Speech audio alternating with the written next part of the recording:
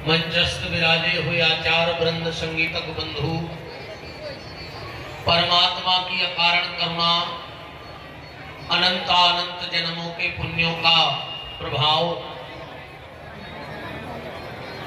माता पिता के सत्कर्म का प्रतिफल जिनको प्राप्त हो रहा है और इस कथा में मुख्य यजमान की भूमिका को निभा रहे ऐसे धर्म मूर्ति बहन श्रीमती जया श्री देवराज सोनी जी, नगर पालिका अध्यक्ष रहली, समस्त सोनी परिवार, उनके प्रेमी परिजन परिचित सुहृद संबंधी बंधु बांधवजन, समस्त रहली और आसपास जहां जहां से भी आप सबको ठाकुर जी ने बुलाया है, सबको भगवत भाव से हमारे राम आपके हृदय में बैठे राम को प्रणाम करते हैं। और आज विश्राम दिवस की आप सबको जय श्री राम। मंच के कुशल संचालक, सरल सहज व्यक्तित्व के धनी आदरणीय श्री वकील साहब राजन जारोलिया जी, श्री पवन नायक जी और जितने भी सभगत विराजे हैं, सबका खूब खूब मान है। आज हम लोग विश्राम दिवस की पावन बेला में प्रवेश करने वाले हैं। आप सबसे निवेदन बस यही है कि जितना अधिक से अधिक हो इस मानव जीवन में भगवान का नाम लेते रहना, क्योंकि भगवान के नाम में बड़ी ताकत है और बिना भगवान के नाम के जीवन ऐसा है। अच्छा, ज्यादा बच्चे बैठे हैं, मेरी बेटियां आई हैं,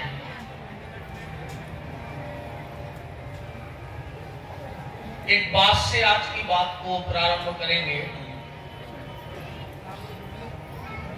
कि भगवान का नाम जीवन में कितना जरूरी है। एक बच्चे ने पेपर दिया, हैंड राइटिंग उसकी इतनी अच्छी थी, इतनी अच्छी थी कि कंप्यूटर भी फेल हो जाए। प्रश्न जो पेपर में आए थे उसने उत्तर भी ऐसा लिखा कि दुनिया का कोई भी शिक्षक एक बिंदी का भी अंतर नहीं ढूंढ सकता था गलती में। उस बच्चे ने पेपर दिया, सारे प्रश्नों को हल किया, हैंड राइटिंग बहुत अच्छी थी। सब कुछ होने के बाद जब उस बच्चे का रिजल्ट आया तो वो फेल हो गया। अब क्या इसका कोई कारण बता सकता है? हैंड राइटिंग एक नंबर की, प्रश्न पूरे सही सही उत्तर लिखे, पर जब रिजल्ट खुला तो वो बच्चा फेल हो गया। कारण क्या था? कारण ये था कि वो पेपर में रोल नंबर लिखना भूल गया था। अब कितनी अच्छी राइटिंग हो, सारे प्रश्नों के उत्तर उसने ठीक लिखे, पर अगर पेपर में रोल नंबर नहीं होगा तो क्या वो बच्चा पास हो सकता है? नहीं हो सकता। इसी तरह जीवन में हमने कुछ भी कर लिया हो, पर अगर भगवान के नाम में हमारी प्रीति नहीं है, भगवान का नाम हमने नहीं लिया है, तो सब बेकार चला जाएगा। इसलिए खूब नाम जप करो जीवन में। पर एक बात को और समझना, नाम और काम या कर्म और धर्म ये दोनों बराबरी से होने चाहिए।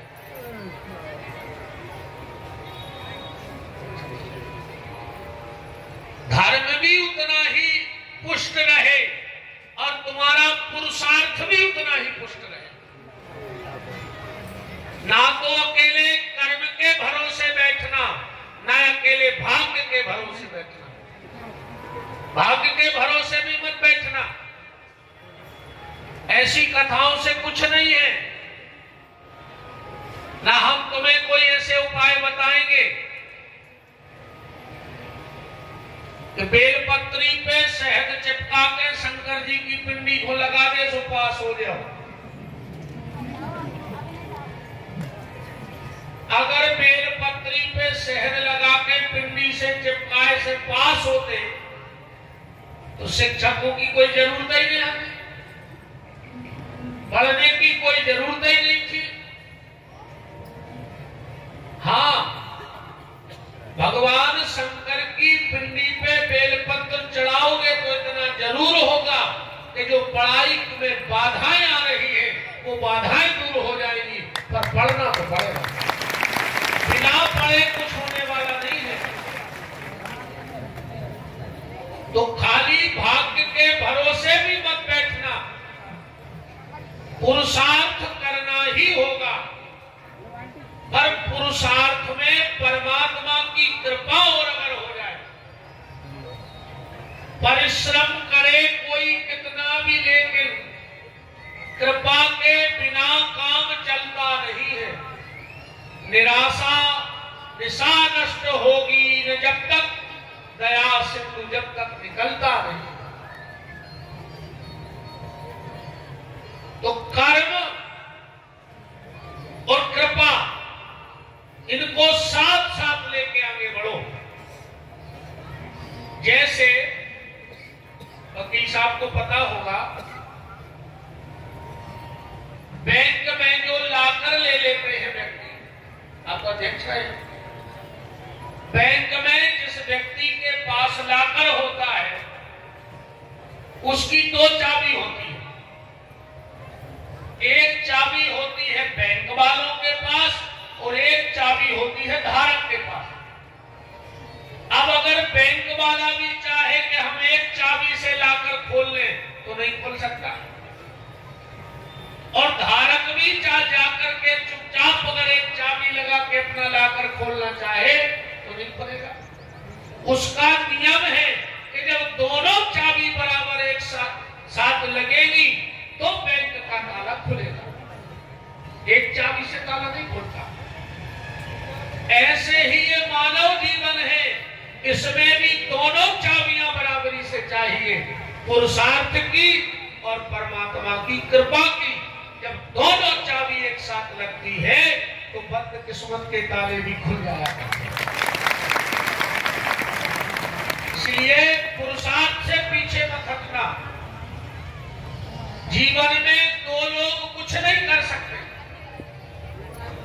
एक वो जो सोचते बहुत, करते धरते कभी कुछ नहीं, खाली बैठे बैठे विचार बनाओ।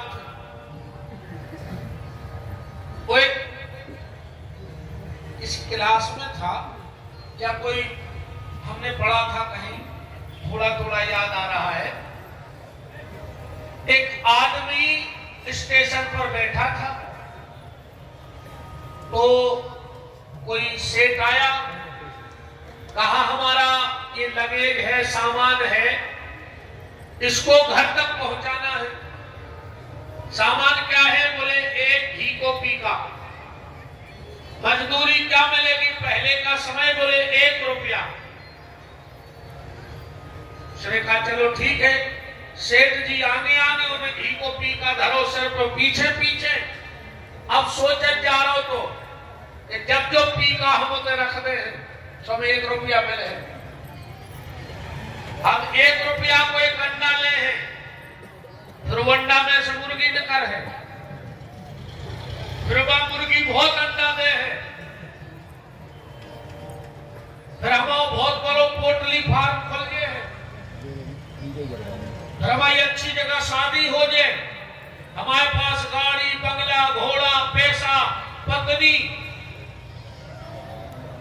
फिर हमारे छोटे छोटे बच्चे होंगे, फिर एक दिन ऑफिस से हम आएंगे घर और हमारी पत्नी हमारे बच्चों को पीट रही होगी, हमें गुस्सा आएगा और हम कहेंगे हम इसलिए दिन रात कमा रहे हैं कि तुम हमारे बच्चों को मारो, तो फिर हम हाथ में सूटकेस लिए रहेंगे, फेंक करके पत्नी को सूटकेस मार देंगे। फेंक रहो तो सूटकेस, घी को पी का दाव पत्थरा पे क्या मतलब निकला इतनी लंबी सोच का? बोलो कुछ मतलब निकला? जीवन में वो व्यक्ति कुछ नहीं कर सकता जो सोचता बहुत है, करता धरता कुछ नहीं। और वो व्यक्ति भी जीवन में कभी सक्सेसफुल नहीं हो सकता। कौन? जो कर तो बैठता है पर सोचता नहीं। बिना विचारे जो करे सो पीछे पछताए, और काम बिगाड़े आपनों जग में हो। और जो कार्य विचार करके किया जाता है, अगर वो गलत काम भी होना हो और उसमें अगर विचार लग जाए तो वो काम भी सही हो जाता है। इसका भी एक मिनट का उदाहरण देखो। सुंदर कांड। कांड कभी सुंदर नहीं होते। जब कुछ गड़बड़ हो जाए तो कहते हैं कि कांड होगा। अभी तक 7 दिन में ये रहली का कुंभ लगा। एक व्यक्ति ने रहली में कहा कि देवराज सोनी ने कांड करवा दो। रहली में तो बोलो, अच्छे काम को कांड नहीं बोला जाता। हाँ, गोली चल जाए, लठ चल जाए, झगड़ा हो जाए और बोले आज स्टैंड पे ऐसो कांड भाव, तो गलत हुआ। तो गलत को कांड बोला जाता है। पर गोस्वामी जी तो कह रहे सुंदर कांड। एक तो कांड और वो भी सुंदर। तो ये कांड सुंदर कैसे हो गया? विषय मेरा वो नहीं है, पर वो तो हम बात खींच लाते हैं ना कहीं से। तो कांड सुंदर कैसे हो सकता है?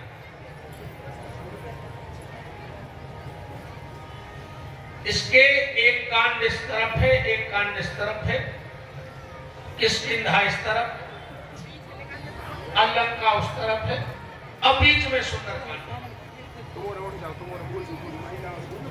इसलिए इसको सुंदरकांड कहा। किष्किंधा के जो लोग हैं वो करते धरते कुछ नहीं है, खाली विचार बनाओ। किष्किंधा वालों ने काम कुछ नहीं किया, विचार बनाते रहे। कब रावण सीता को हर के ले गया और विभीषण राम जी को क्या सुने, सुग्रीव राम जी को क्या सुना रहा है कि मंत्रण सहित यहाँ एक बारा बैठक रहूं न करऊं विचारा, गगन पंथ देखी में जाता परवश परी बहुत बिरखा। एक दुष्ट भारत की बेटी को उठा के ले जा रहा है और सुग्रीव विचार कर रहा है। ऐसे समय विचार करना चाहिए। कब विचार करना है ये भी विचार नहीं करना। कब विचार करना है इसका भी विचार होना चाहिए। हर समय विचार नहीं होना चाहिए। अब एक पंडित जी के घर में चोरी हो गई। 2 दिन बाद पंडित जी छत पे हो चिल्लाने, दौड़ो दौड़ो, चोर चोर चोर चोर। पूरा गांव इकट्ठा हो गया। कहाँ है पंडित जी चोर? वो तो भाग गया। बोले कब? बोले बात तो परसों की, चोरी तो परसों हुई थी। बोले आज क्यों चिल्ला रहे हो? बोले परसों हमने पंचांग में देखा कि मुहूर्त नहीं था चिल्लाने।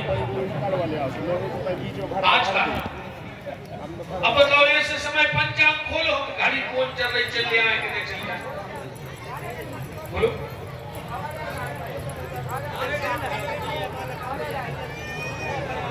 तो किष्किंधा में विचार होता है, कार्य नहीं होता। तो लंका कांड में वहां कार्य कर बैठते हैं पर लोग विचार नहीं करते। जब पुल बन गया, पूरी सेना आ गई, तो रावण ने एक आपातकालीन मीटिंग बुलाई। तो सब वानरों राक्षसों ने कहा ये रात में मीटिंग बुलाने की क्या जरूरत थी? बोले सेना आ गई है तो विचार करने के लड़के के साथ। एक राक्षस बोलो कि क्या कह रहे, तुमने आधी रात में हमारी नींद खराब करी, बंदरा मार गए, बंदरों को मार में भी मीटिंग कर दी बन का। बोले काय, एक बोलो कि नारे भल नारे कपी भालू आहारे हमारा। अरे 10-20 बंदरा तो हम सवेरे नाश्ता में खाने बिना नमक के क्या करिए बेचारा, ये पे भी विचार करने का, बंदरा मार दे मीटिंग। एक दूसरो राक्षस बोलो कि चलो ठीक है, क्या बताओ, जब तुम 10-12 सवेरे नमक के बिना खा सका था, तो जो दिन वो एक बंदरा आओ तो कब पूरी लंका में 11 सती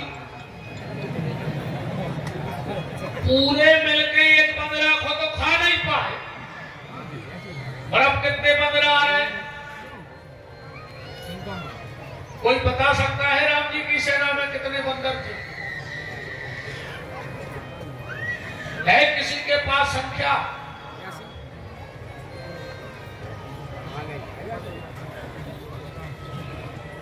कदम उठा रहे हैं तो बंदर, ये तो अकेले कैप्टन है।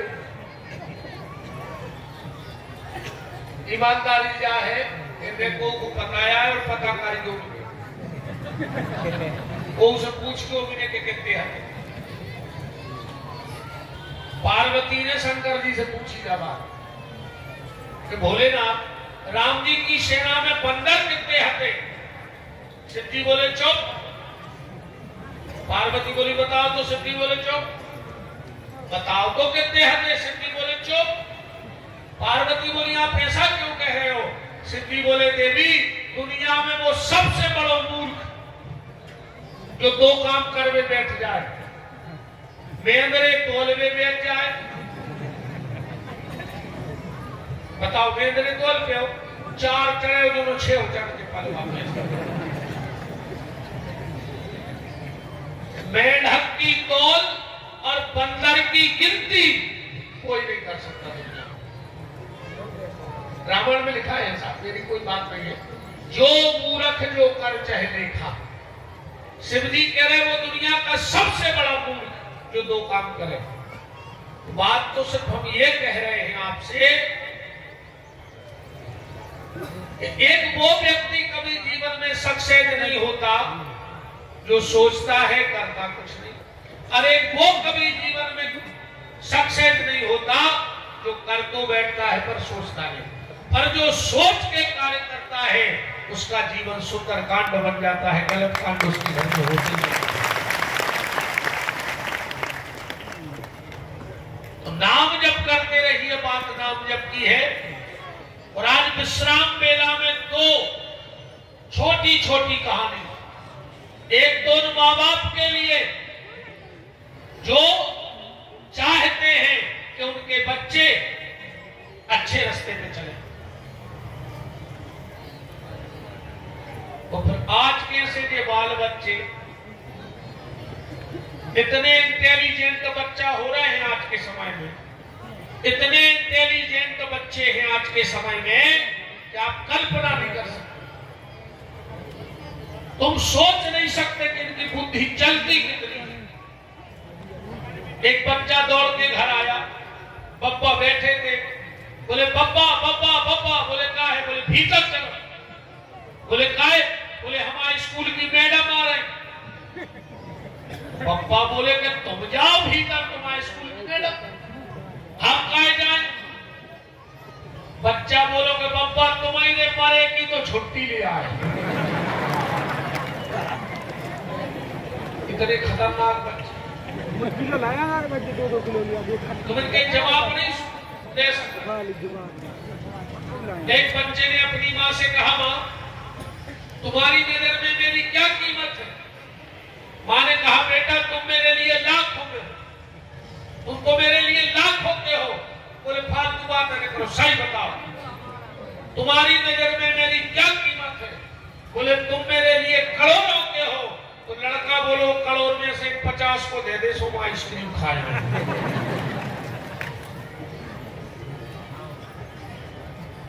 इतने इंटेलिजेंट बच्चे हो रहे हैं। अब दिक्कत ये है कि जिम्मेदारी है माँ बाप की। दिमाग तो इनमें बहुत तेज है। अब ध्यान ये देना कि तुम्हारा बच्चा गलत रास्ता न पकड़ जाए, तुम्हारा बच्चा गलत रास्ता न पकड़ जाए। दो बच्चे बैठ के बात कर रहे थे, मैं प्लेन उड़ा सकता हूं, मैं बड़ा होकर के प्लेन उड़ाऊंगा, पायलट बनूंगा। एक बच्चा बोलोगे हट, तुम प्लेन उड़े हो, हम हवाई अड्डा ही उड़ा दें। एक बच्चा प्लान उड़ाने की कल्पना कर रहा है और एक के मन में पूरे हवाई अड्डे को उड़ाने के लिए विकार भरा जा रहा है। यह चिंता का विषय है। मैंने कई बार मंचों से कहा है कि जिस दिन भारत का हिंदू स्वामी विवेकानंद बन जाएगा और भारत का मुसलमान डॉक्टर अब्दुल कलाम बन जाएगा, उस दिन मेरे देश की टक्कर में कोई खड़ा नहीं होगा। भारत के हिंदू को स्वामी विवेकानंद बनना है और भारत में रहने वाले मुसलमान को डॉक्टर अब्दुल कलाम बनना है, तो भारत भारत रहेगा, फिर किसी की ताकत नहीं है। पर यह जिम्मेदारी है माताओं की। मां चाहे तो बच्चा बिगाड़ दे और मां चाहे तो बच्चा बना दे। मां चाहे तो औलाद को बना दे और मां चाहे तो औलाद को बिगाड़ दे। मैं आपको दो महिलाओं का परिचय कराता हूं, आप सब जानते हैं। एक विधवा मां जंगल में घूम रही है, सुबह अगर रोटी मिलती है तो शाम का भरोसा नहीं है और शाम को मिलती है तो सुबह की आशा नहीं है। पर उसने 5 बच्चों में वो संस्कार दिए जिस दिन महाभारत का युद्ध हुआ तो भगवान पांडवों के बगल में खड़े हो गए। ये पांडवों की काबिलियत नहीं थी, ये तो माता कुंती के संस्कारों की काबिलियत थी। एक विधवा मां ने 5 बच्चों को ऐसा बना दिया और एक तरफ रानी फुल फैसले थी, सुख सुविधाएं, और 100 के 100 बच्चे मूर्ख निकले। गांधारी कभी भी अपनी औलाद की तरफ से आंखों पर मोह की पट्टी मत बांधो। जैसे धृतराष्ट्र ने और गांधारी ने पट्टी बांध ली, अगर तुमने भी अपनी औलाद की तरफ से मोह की पट्टी बांध ली तो तुम्हारे घर में भी दुर्योधन और दुशासन जैसी औलाद हो जाएगी। अब इनको तुम्हें दिशा देना है इन बच्चों के लिए, इन बच्चों के लिए तुम्हें दिशा देनी है। होशियार तो बहुत है। एक 7-8 साल को बाल बच्चों एक गिलेरी पकड़ लिया कहूं से, अब गिलेरी घर में करे भारी एकदम। मां ने सोची मार है डांट है तो मान है, एक प्रेम से समझाए, पास में बुलाया, बोले बेटा इधर आओ। हाँ मां। बोले तुम इस गिलहरी के बच्चे को पकड़ लाए हो, इसकी मां रो नहीं रही होगी। अच्छा जैसे कोई तुम्हें पकड़ ले जाए तो तुम रोगे। बच्चा बोला मां रोएंगे, तुम्हारे बगैर थोड़ी रहेंगे। और बोले बेटा तुम नहीं होगे तो हम भी रोएंगे। बच्चा ने कही मां कहे तो सही नहीं हो। उन्हें उठाई गिलहरी और छोड़ में चलो गो। मां इतनी खुश भाई कि बताओ, ने हमें मारो, ने डांटो, ने चिल्लाए और प्यार से समझा दो, बच्चा मान गो। वो गिलहरी को बच्चा छोड़ में चलो गो। आधा घंटा में वो मां से 2 गिलहरी ले आओ। बोले काय बोले मम्मी हम की मम्मी को भी तय लिया। कितने माइंडेड बच्चे हैं आज के, कल्पना नहीं कर सकते इनके दिमाग की। बस मोह की पट्टी मत बांधना। हृदय प्रीत मुख वचन कठोरा, ऐसा भाव बच्चों के प्रति हो। और बच्चे की बिगड़ने की जो उम्र होती है वो 13 से 20 साल तक। बस 13 से 20 में अगर बच्चों पे माँ बाप थोड़ा ध्यान दे ले, फिर बच्चे गलत रास्ते जाते नहीं, फिर वो स्वयं समझदार हो जाते हैं, वो अपना अच्छा बुरा खुद समझने लगते हैं। तो 2 कहानियां हैं आज की। पहली कहानी ऐसी है, माँ बाप ध्यान से सुनना और आप सब ध्यान देना, बात करें। एक व्यक्ति के घर में मेहमान आया 12 बजे दिन में, 2 बज रहे हो, 5 बज रहे हो, फिक्स टाइम को नपन होते रजिस्टर या होने बाद दिन में मेहमान आया, दिन भर दोस्त से बातचीत की, और जब मेहमान जाने लगा तो हो गई रात। तो बोले भैया अब हम जा रहे हैं, अब हम जा रहे हैं। उसने कही रात हो गई, सुबह निकल जाइयो। वो बोलो यार तुम हवा मजाक उड़ा रहे। बोले काय? अच्छा वो सामने वारो हथोरे अंधेरा, अब अंधेरा चाहे दिन में जाए चाहे रात में जाए, वो का फर्क पड़ रहा। बिना आंख वाले को कोई फर्क पड़ेगा? और ईमानदारी बताए तो जितने बैठे अपन सब अंधेरा बैठे, अपन दिखाते नहीं, दिखाते ईमानदारी बताइए, दिखाते अपन पूरे अंधेरा बैठे थे। उदाहरण, वो के घरे अपन गए, वो रोटी खा रहा हो, क्या बच्चा क्या कर रहा है, तो तुम्हारी का फूट गई, तो मैं नहीं दिखा रहा हूं कि हम रोटी खा रहे हैं। वो कुर्सी पे बैठो कलवर भैया क्या हो रहा हो, पहले कछ नहीं कबड्डी खेल, अब तुम्हारी फूट गई तो मैं नहीं दिखा रहा हूं कि हम बैठे हैं। तो आंख के होते हुए भी हम अंधे हैं, आंख के होते हुए भी हम लोग अंधे हैं। और सुन ले तो आप, एक बार बादशाह ने बीरबल से कह के, बीरबल अपने राज्य में अंधों की एक लिस्ट तैयार करो, कितने अंधरा है।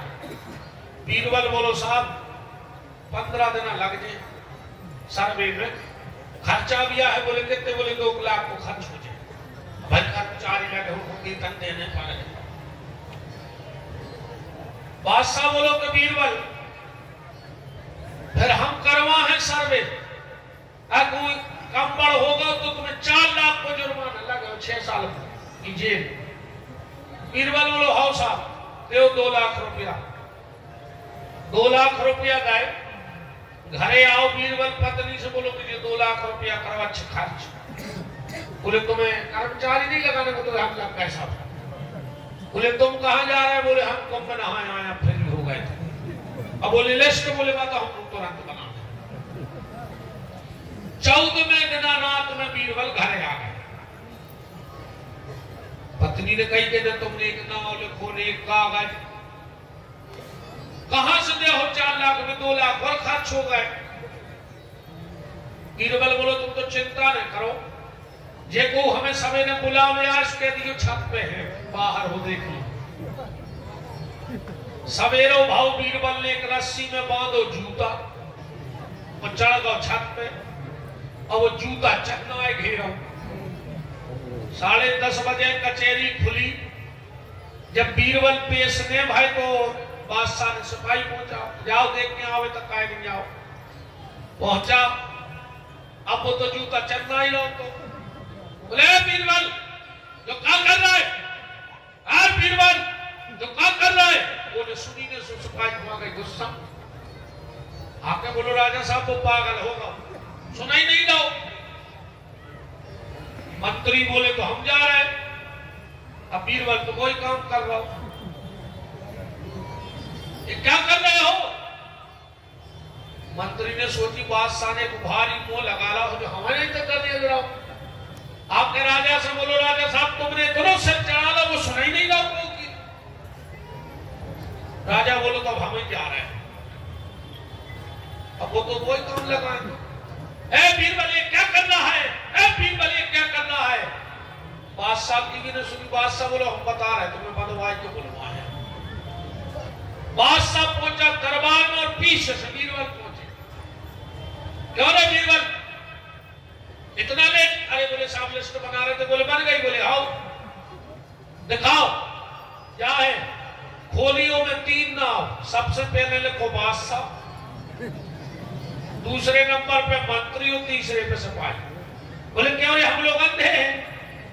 बीरबल बोलो तो तुम्हारी का फूट गई थी, हम जूता घुमा रहे थे। तो क्या पूछ रहे थे? तुम्हारी क्यों कहा है? तो ये सारी दुनिया आती है। बात चल रही थी, घर में मेहमान आया, रात में जाने लगा तो सामने वाले ने कहा रुक जाओ। बोले हम अंधे हैं।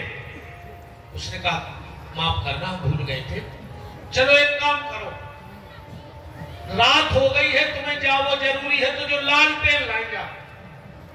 वो कहने लगे यार तुम और मजाक उड़ा रहे हैं हमारी, हमें दिखा तो नहीं, हम लालटेन को क्या कर।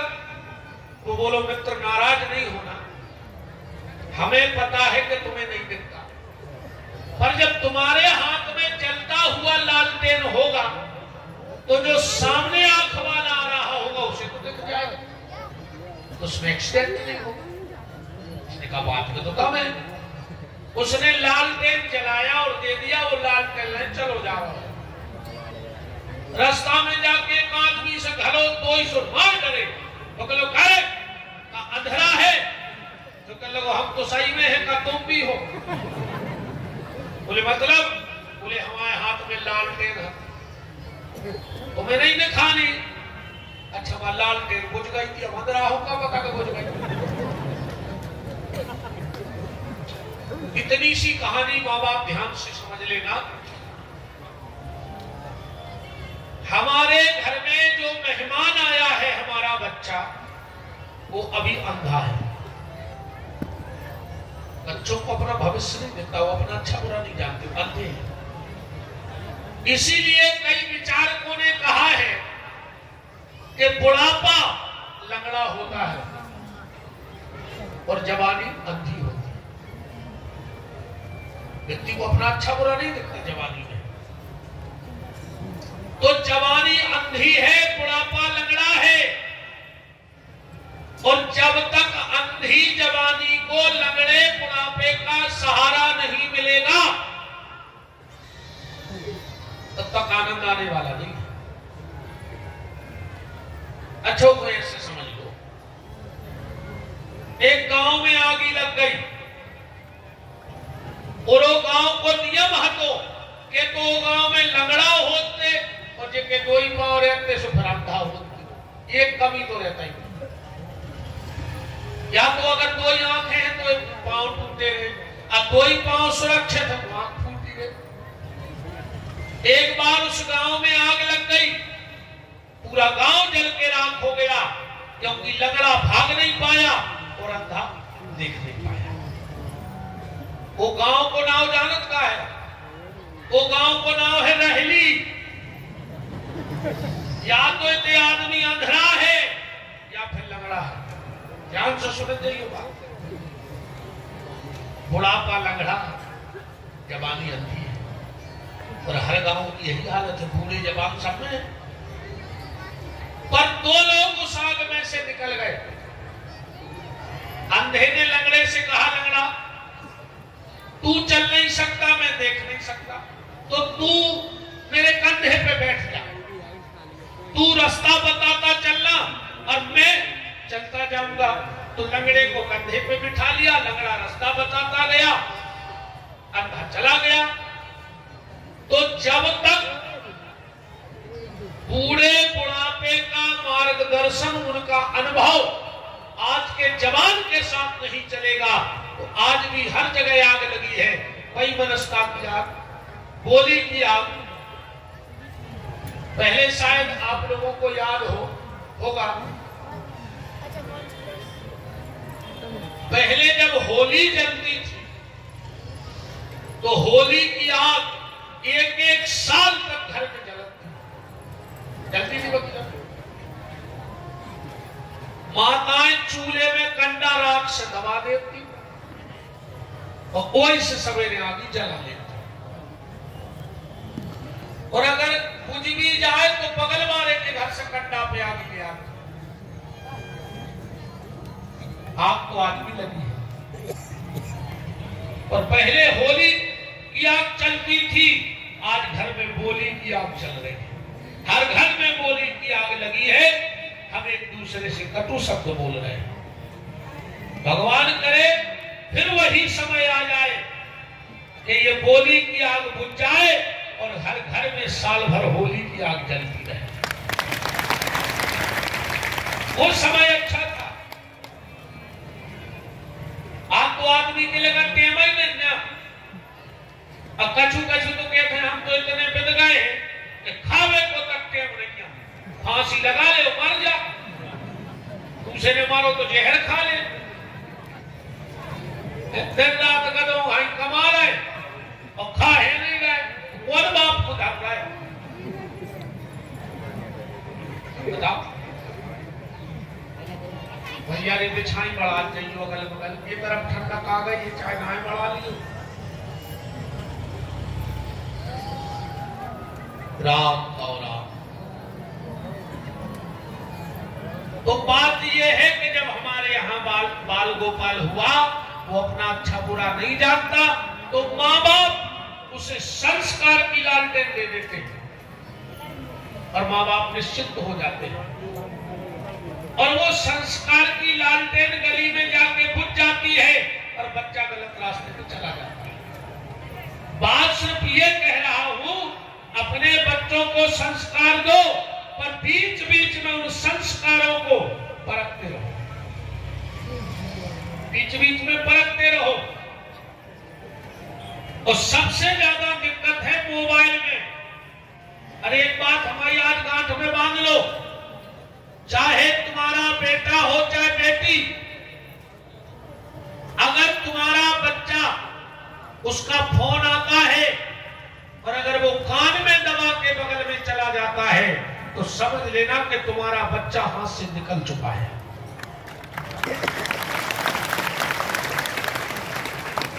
ऐसी कौन सी सहेली है, ऐसा कौन सा मित्र है जिसके सामने तुम अपने माँ बाप से बात नहीं कर सकते।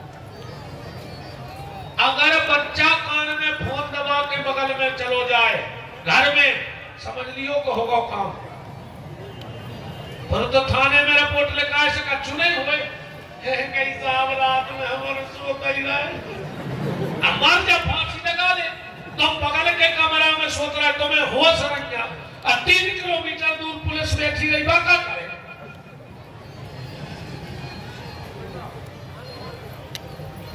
प्यारे, थोड़ी थोड़ी बातों पे ध्यान दो। तुम्हारा बच्चा कितने बजे स्कूल जाता है, कितने बजे वहां पहुंचता है, छुट्टी कितने बजे होती है, घर से स्कूल की दूरी कितनी है, और इसके बीच में अगर आध घंटा ज्यादा है तो बच्चा कहां गया। कभी कभी बीच में 2-4-8 दिन में अचानक से स्कूल पहुंच जाओ बच्चे के, तुम्हारे बच्चे को ये भय होना चाहिए कि हमारे पापा कभी भी आ सकते हैं। या स्कूल से छुट्टी हुई, बच्चों से कहां थे, बोले दोस्त के घर चले गए थे। कभी कभार बीच में उस बच्चे से कहो बैठो गाड़ी पे, हम उस दोस्त के घर चलना चाहते हैं, तो तुम वहां ठीक है नहीं। अगर शुरू से बच्चों में ये भय दे दिया जाए, अब तुम्हें टेम ही नहीं है ना। बहुत विचारणीय विषय है भैया। तो बीच बीच में ध्यान देते रहो।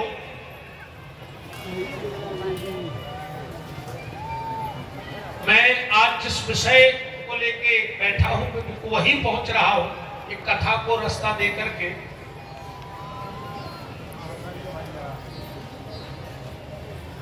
कल आप भगवान के विवाह की चर्चा सुन रहे थे। अब विषय तो ये भी आता है कि जामवंती कहां से आ गई। और जामवंती जी तो त्रेता में हथे, जब से कुंवारी बिटिया बैठा रहना है पूरा युग ने कर गाओ और द्वापर के अंत में ब्याह करो।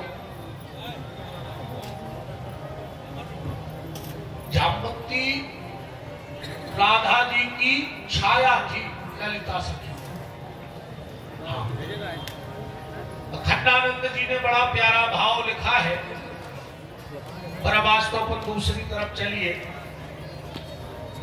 फिर कभी ठाकुर जी ने चाहा या फिर अभी नवरात्रि में टिकी टोरिया पर हम भागवत की कथा गाने आ रहे हैं। नवरात्रि की शायद 2 जैसे है। इस बार वहां हम भगवान की 8 पटरानियों के पूर्व जन्म की चर्चा करेंगे। 8, क्योंकि वहां माता का स्थान है और भगवान के 16,108 ही विवाहित हुए। ये मेरा वहां मेन विषय रहेगा। ये 16,108 विवाहित ही भगवान ने क्यों किए? अरे 17 कर लेते, 21,000 कर लेते, 11,000 रहने देते, चलो सीधे ही 16,000 हो जाते। और 16,108 क्यों? वहां मेरा विशेष इन्हीं चीजों पर फोकस रहेगा। और अब आज मैंने बेटियों को बुलाया है तो मुझे सुदामा चरित्र से निकलना पड़ेगा, पर वादा करके जा रहा हूं और आप सब बैठे हो। भागवत कहां तक होती है? सुदामा चरित्र हो गया, भागवत पूरी हो गई। यही नियम है ना आखिरी दिन कि सुदामा चरित्र कह दो पंडित जी ने, सो भागवत पूरी हो गई। कैसे हो गई पूरी? सुदामा चरित्र है 10वें स्कंद में और भागवत में है 12 स्कंद। तो 2 स्कंद में कछु तो लिखो ही नहीं लिखो ही। जैसे पूरी रामायण का सार उत्तरकांड में है। रामायण का पूरा सार मानव को जीने की कला कहां है? उत्तरकांड में। ऐसे भागवत का पूरा निचोड़ 11 और 12 स्कंद।